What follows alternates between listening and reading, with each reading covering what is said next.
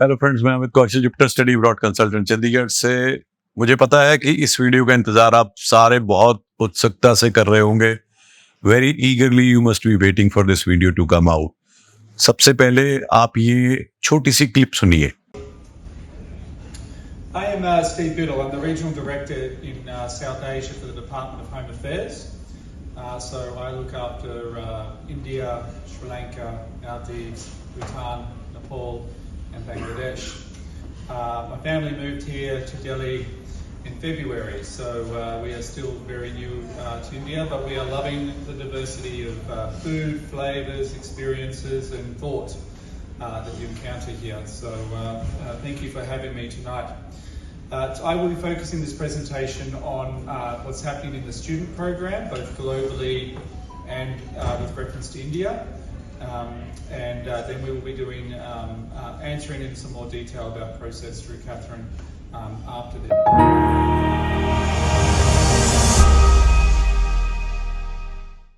अब आपने देखा कि जो ये इवेंट हुई, जो न्यू दिल्ली में हुई, जहाँ पे डिपार्टमेंट ऑफ होम अफेयर्स के representatives थे, first secretary, second secretary, you know, the people for Department of Home Affairs, Minister of Education, Mr. Matthew, उसके अलावा यूनिवर्सिटीज के प्रो वाइस चांसलर्स भी थे। तो वो खैर मैंने इसमें वीडियोस जो मैंने क्लिप्स लिए थे वो नहीं लगाए हैं। तो हमारा कंसर्न ये था, या we all agents, airy agents went for our annual convention. ये हर साल होती है, अगस्त में होती है, और इसमें all the stakeholders of the international education in Australia they participate in this event. So जिसमें जो एरी एजेंट हो गए, उनके ओनर्स डायरेक्टर होते हैं। उसके बाद डिपार्टमेंट ऑफ होम अफेयर्स, जिसको हम एम्बेसी बोलते हैं, जो डिसीजन लेते हैं वीज़ा का, उनके रिप्रेजेंटेटिव्स होते हैं। डिपार्टमेंट ऑफ एजुकेशन के होते हैं, ऑस्ट्रेड के होते हैं। ऑस्ट्रेड इज ऑस्ट्रेलियन ट्रेड कमीशन, जो कि ऑस्ट्रेलियन एजुकेशन को प्रमोट करता है और ऑस्ट्रेलिया की बिजनेसेस को प्रमोट करता है इंडिया में। So all the stakeholders were present there.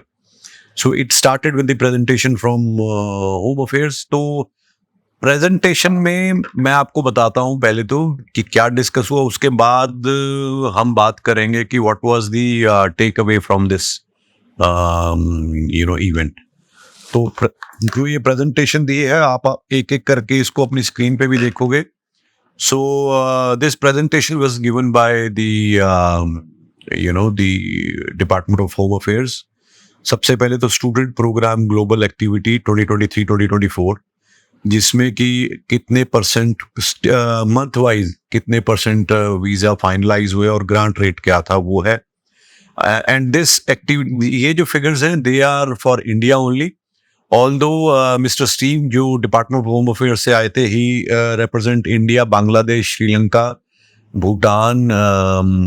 तो बट ये जो फिगर्स हैं, ये सिर्फ इंडिया की है। उसके बाद सेकंड स्लाइड अगर आप देखोगे, ग्लोबल एक्टिविटी बाय लोकेशन 2023-2024, इसमें ऑनशोर और ऑफशोर एप्लीकेशंस जो हैं, उनकी कितनी लॉन्च हुई, कितनी फाइनलाइज हुई, what was the grant rate, ये सारी चीजें इन्होंने इसमें दे रखी है। तो grant rate was very low. अगर हम बात करें अप्रैल में और फरवरी में ऑफशोर एप्लीकेशंस का, तो अब उसने पिक होना शुरू हुआ है।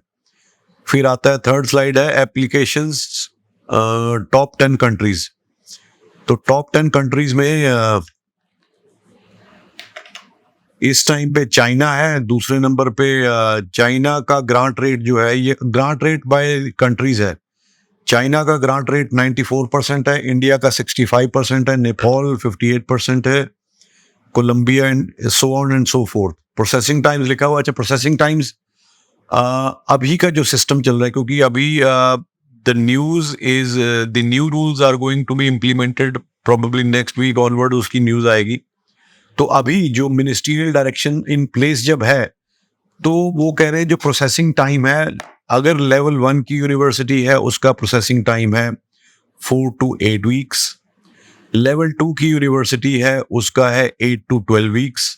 और लेवल 3 की यूनिवर्सिटी है, वो 12 to 16 वीक्स का प्रोसेसिंग टाइम है। यानी कि लेवल 3 की यूनिवर्सिटी है तो 4 महीने तक उसका processing time, which is actually hopefully will change, जो मैं आपको आगे बताने वाला हूँ.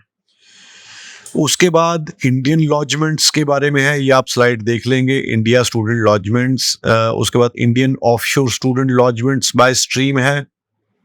बाय स्ट्रीम मींस कितने बच्चों ने एलिकोज में करा, अप्लाई करा, कितने बच्चों ने स्कूलिंग वीजा के लिए करा, फॉरेन अफेयर डिफेंस सेक्टर के लिए पोस्ट ग्रेजुएट रिसर्च में कितने बच्चे गए, वोकेशनल एजुकेशन में कितने गए, और हायर एजुकेशन में. तो अगर आप देखोगे सबसे ज्यादा जो ये पिलर ग्राफ बना हुआ है, सबसे ज्यादा जो शेयर है वो हायर एजुकेशन सेक्टर का है, क्योंकि वीजा ग्रांट रेट भी हायर एजुकेशन सेक्टर में ज्यादा है.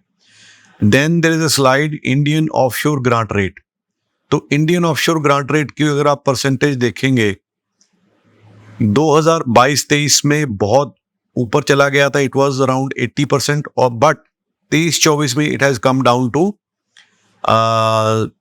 65. इवन वीजा ग्रांट रेट, हाँ visa grant rate even less than 50% चला गया था इन सम मंथ्स. सो की कंसर्न्स, ये सबसे बड़ा उनका जो पॉइंट है की कंसर्न्स का. इसमें आप देखोगे फ्रॉडुलेंट डॉक्यूमेंटेशन, ये अभी भी एक बहुत बड़ा की कंसर्न है. स्पेशली ये उन लोगों से है जो कि आपको कहते हैं कि हम पैकेज करेंगे, हम अपने आप डॉक्यूमेंट बना देंगे, आप हमें पासपोर्ट दे जाओ बस.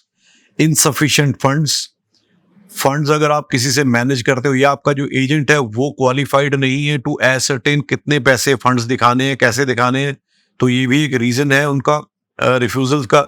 इनएडिक्वेट इंग्लिश प्रोफिशिएंसी जितना आइल्स या पीटी होना चाहिए उतना नहीं है, या जो आइल्स और पीटी का स्कोर है या सर्टिफिकेट है वो फ्रॉडुलेंट है. उसके बाद है non compliance with visa conditions. ये है कि वीजा चेंज करके, यानी कि यहाँ से किसी एक यूनिवर्सिटी के लिए जाते हैं 6 महीने बाद उठा के किसी कॉलेज में एडमिशन ले ली, तो ये एक बहुत बड़ा कंसर्न है. दीज आर दी की कंसर्न्स. इंटीग्रिटी, उसके बाद प्रोग्राम इंटीग्रिटी एक्टिविटी. अब ये भी एक स्लाइड है जो आपको देखनी चाहिए. इसमें इन्होंने लिखा है कि वीजा रिफ्यूजल्स 2022-23 थे 880, और ये बढ़ के 2023-24 में 1087 हो गए हैं. एडवर्स कैंसलेशंस, अब ये क्या है, ये मुझे नहीं लगता ये वहां जाके जो वीजा कैंसिल हुए शायद. ये तीसरा PV privilege visa arrived on student, ये जो असाइलम यानी कि रिफ्यूजी के लिए कितने बच्चों ने अप्लाई किया, ये इंडियन स्टूडेंट्स के लिए है. 2022-23 में 2928 and it has gone to 4072 students. और वो कह रहे हैं ये हमारे लिए एक बहुत बड़ा कंसर्न है कि जो ये पीवी वीजा जिसमें पॉलिटिकल असाइलम का है, इसमें बहुत बड़ा इंक्रीज आया. तो ये टोटल सारा इंडिया का नहीं है 4000. इंडिया का 2022-23 में जो रेशो थी वो 488 थी, 486 थी, और 2023-24 में ये 481. तो इंडिया से वो पूछ रहे हैं कि भाई India is a independent democracy और कोई भी यहाँ पे कंसर्न नहीं है, फिर वहां पे जाके लोग रिफ्यूजी या असाइलम सी क्यों कर रहे हैं. तो ये कहीं ना कहीं एक बहुत बड़ा कंसर्न है. तो अब आपने ये स्लाइड्स देखी. So this was the presentation made by mister Steve from department of home affairs. अब आप सोच रहे होंगे, पूछ रहे होंगे कि भाई नए सिस्टम का क्या, मिनिस्टीरियल डायरेक्शन 107 का क्या, वीजाज कब आएंगे, ये रिएक्शंस कब कम होंगी, कितना प्रोसेसिंग टाइम होगा, ये सारे क्वेश्चंस रेज किए गए, ये सारे क्वेश्चंस पूछे गए. उन्होंने एक चीज बोली है कि हम यहाँ पे बैठ के ये डायरेक्शन या ये डिसीजन नहीं ले सकते कि कितनी देर में इस एप्लीकेशन को या इन यूनिवर्सिटीज की एप्लीकेशन को प्रोसेस किया जाए. Ever since ministerial direction 107 was implemented in December 15th, 2023, उसके बाद से जो उसके मुताबिक ही हमें प्रोसेस करनी है. तो हमारे यहाँ पे इंडिया ऑफिस के हाथ में कुछ भी इंडिपेंडेंट अथॉरिटी नहीं है to fix the timelines, to control over the grant rates. अब क्योंकि मिनिस्टीरियल डायरेक्शन आने वाले हफ्ते में, इस हफ्ते में या इससे आने वाले हफ्ते में खत्म हो जाएगी, it will be replaced by student capping.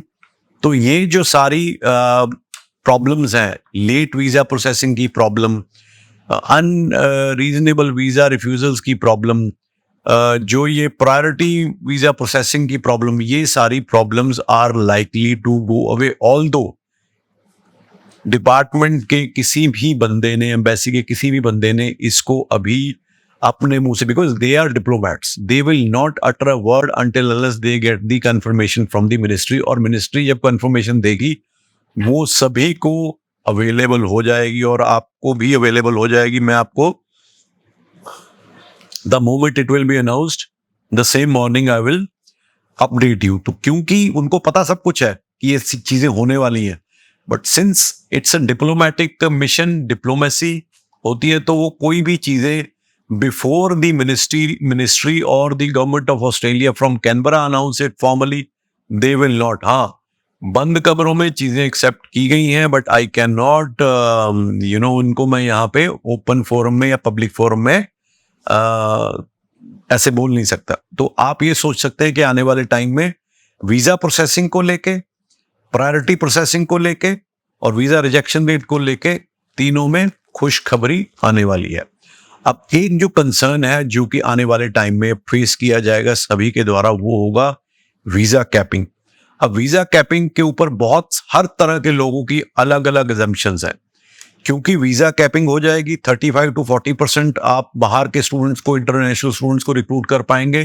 तो हर एक यूनिवर्सिटी ये चाहेगी कि मैं उस कंट्री से या उस कंट्री के उस पर्टिकुलर टेरिटरी से ही स्टूडेंट्स को एक्सेप्ट करूं जहां पे रिटेंशन रेट सबसे ज्यादा है। अनफॉर्चुनेटली नॉर्थ इंडिया का रिटेंशन रेट सबसे पुअर है। तो एक लॉजिकली सोचने वाली बात है, मान लो किसी यूनिवर्सिटी को ने इंडिया को 100 स्टूडेंट्स का कोटा दिया है, तो आपको क्या लगता है कि 100 स्टूडेंट्स में से पंजाब, हरियाणा और नॉर्थ इंडिया को कितने स्टूडेंट्स मिलेंगे? तो 100 स्टूडेंट्स तो सदर्न पार्ट ऑफ इंडिया या वेस्टर्न पार्ट ऑफ इंडिया से ही हो जाएंगे। तो why would they want students from northern part of India, जहां पे स्टूडेंट या तो पहले ही सेमेस्टर नहीं कंप्लीट करता या पहला सेमेस्टर करके उसका 80 to 90% एट्रीशन रेट है, उसको भागना ही भागना है।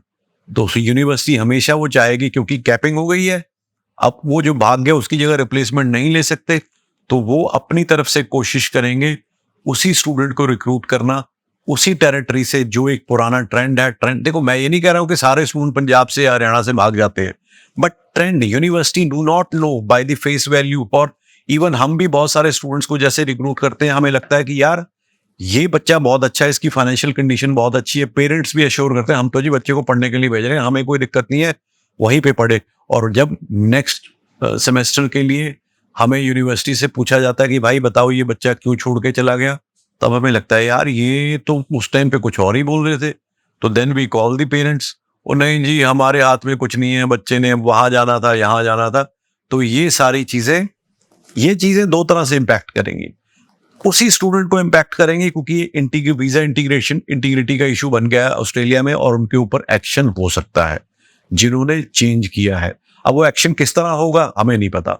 जिस पर्पस के लिए स्टूडेंट जाता है वो पर्पस शायद उसका पूरा ना हो सके, जिन्होंने 6 महीने बाद ही चेंज करके छोटे छोटे कॉलेजेस में एडमिशन ले ली है, चाहे वो हायर एजुकेशन के ही कॉलेज हो, क्योंकि वीजा इंटीग्रिटी इशू तो बन गया ना। दूसरा, वो सारे स्टूडेंट्स उनके लिए प्रॉब्लम कि बेचारे अब हैं तो अच्छे स्टूडेंट, बट क्योंकि अब यूनिवर्सिटी की कैपिंग लग गई है, तो शायद इस एरिया में जैसे कहता है कि मारा मारी ऑफ सीट हो जाएगी कि भाई इतनी ही सीट है, उसमें से भी उनके ऊपर डिपेंड करेगा कि भाई किसको लेना है किसको नहीं लेना। तो ये एक कॉज ऑफ कंसर्न हो सकता है आने वाले टाइम में।